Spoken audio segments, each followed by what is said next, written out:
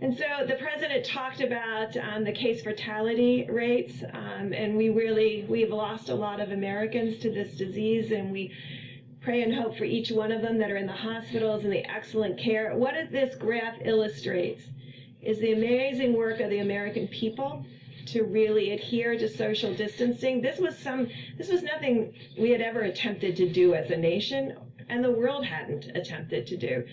But they were able to decrease the number of cases so that in general, most of the metro areas never had an issue of complete crisis care of all of their hospitals in the region. And so you can see our case fatality rate is about half to a third of many of the other countries. Excuse me, does anybody really believe this number? Does anybody really believe this number? I put China on there so you could see how basically unrealistic this could be. I put China on there so you could see how basically unrealistic this could be. How basically unrealistic this could be. How basically unrealistic this could be. When highly developed healthcare delivery systems of the United Kingdom and France and Belgium and Italy and Spain with extraordinary doctors and nurses and equipment have case fatality rates in the 20s up to 45, and Belgium is extraordinarily competent healthcare delivery system, and then China at 0.33, China at 0.33, China at 0.33, China at 0.33. You realize that these numbers, even then this includes the doubled number out of Wuhan. And so I want really to put it in perspective, but I wanted you also to see how great the care has been for every American that has been hospitalized, and the extraordinary work of our doctors and nurses and our laboratorians on the front line who have been doing an excellent job. Next slide. And then we also wanted to show... Also the number for Iran. Does anybody really believe that number? You see what's going on over there. Does anybody, you put that slide back if you would.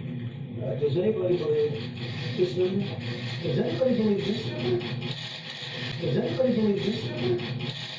Does anybody believe this number? Does anybody believe this number? You saw more and this is why eggs on television than that. So does anyone believe this number? 33. 0.33. You've got to be kidding me.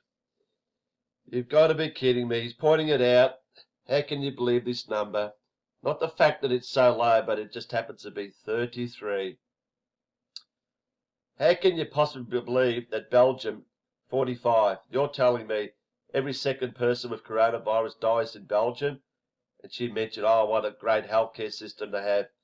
But China of all places, which started this, has 0.33. 0.33. That's a massive difference to 45. It just shows, how can this be real? The figures are all fudged, it's all bullshit.